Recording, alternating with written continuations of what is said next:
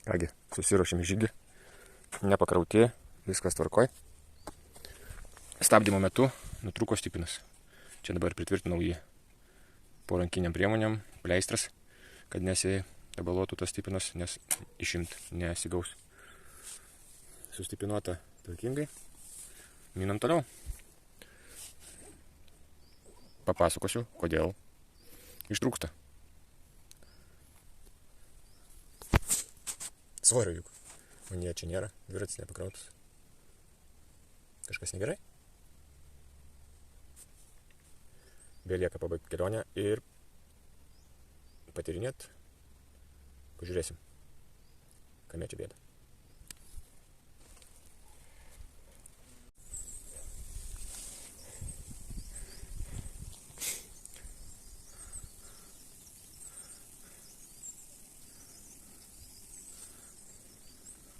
O gal pas man stipinai nutrūko dėl to, kad maršrutas toks? Kągi, damyniau aš kažkaip namo. Gerai, kad ratlankis yra čia vienas iš tokių stipresnių. Virintos technologijos, labai tvirtas aliuminis. Tai jisai man į didelę aštunkę nenuėjo, kai trūko stipinas. Paprastai tai ratas ten iš viso makalotės pradeda, bet čia plius minus tiesiai buvo. Iš pradžių net nepastebėjau. Šitraukiau stipiną, žiūrim, kurioje vietoje nutrūko. Čia yra svarbiausia. Išsiaiškinti priežastį, kad tos priežasties mums nebepakartot. Taip, fokusuokis. Štai, matosi. Nutrūko mums lygiai ties sriegio pabaiga. Tip top. Tip top va sriegis baigėsi. Stipinai yra kintamo storio. Va, galvosios toresni, per vidurį plonesni. Nenutrūksta jų kur plonesnis, ar ne? Atrodytų. O ne. Žiūrim galvutę. Taip. Nesisuktų jau.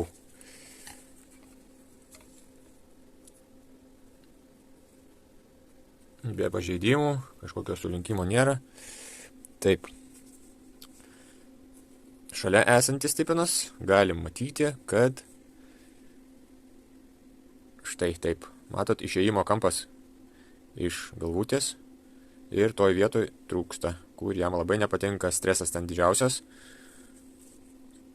O stresas didelis būna dar dėl to, kad nepakankamai, pavyzdžiui, įtemptas stipinas.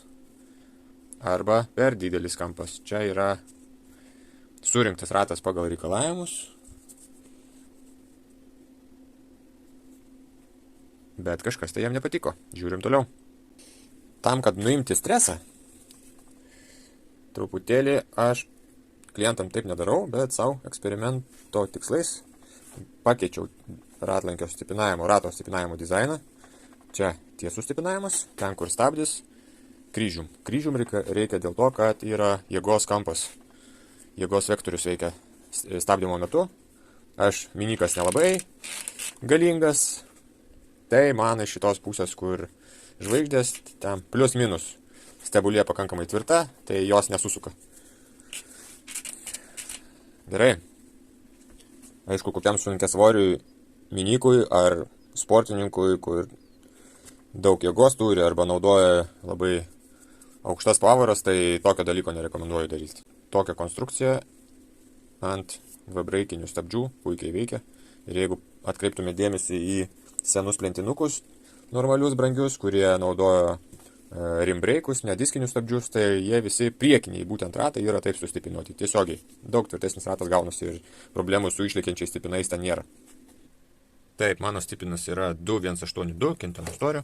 Aš noriu stipinui padaryti 120 kg, 1200 Newtonų pagal DTSVIS rekomendacijas. Taigi mano matavimo įrankis, tenzometras turėtų rodyti 54 padaloje. Visus matavimo įrankius reikia kalibruoti. Taip, yra speciali kalibravimo tokia numatyta gamintoja ir turi mums rodyti 60. Va, sukalibruota 60. Užkontruojam ir pasitikrinam. Toj pusėje, kur nutrūko. Nutrūko beje mažiau įtemptoj pusėje, kas yra visiškai normalu, nes riedant mažiau įtempti stipinai gauna daugiau streso, nes juos daugiau tampo. kiek sakiau, turi būti 54 pagal lentelę. Čia 50. Štai 53, 52, o, prašom, 46. Viskas aišku.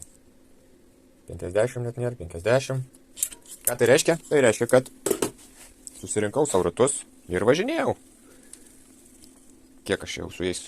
Nežinau kiek. Pramyniau. Nieko netikrinau. Atsileido stipinai. Mynimo metu sukasi ratas. Stipinas gauna stresą. Jisai įtempiamas, atleidžiamas, įtempiamas, atleidžiamas. Ir kuo labiau jisai atsileidęs, tuo daugiau galuose gauna perkrovos.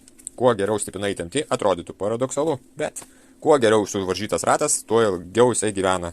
Ir skyrus tuos atvejus, kaip ratlankis tiesiog yra silpnas ir tada skyla ratlankis. Stipinai netrūksta, pradeda skilinėti ratlankiai aplink stipino galvutės. Viskas, problemą išsiaiškinom. Ieškom stipiną, keičiam stipiną, persivaržom ratą, važiuojam toliau.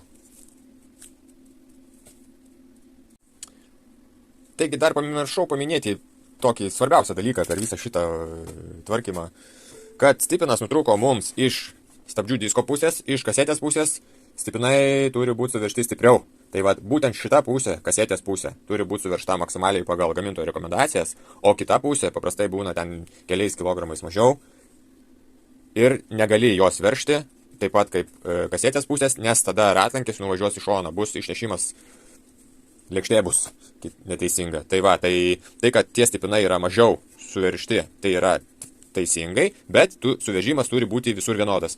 Mūsųgi atveju, konkrečiai mano rato atveju, suveržimas buvo padrikas, tai buvo netolygus. Vienas stipinas daugiau, kitas mažiau, tai va, jis turi būti tolygus. Kažkuris stipinas, jeigu mažiau įveržtas, gauna daugiau streso ir jisai pirmas trūksta. Tai tada jau, kai jau vienas stipinas trūksta, važiuojam toliau, prasideda domino.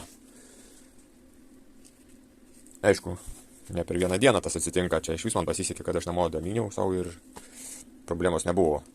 Tiesiog paukšt ir viskas.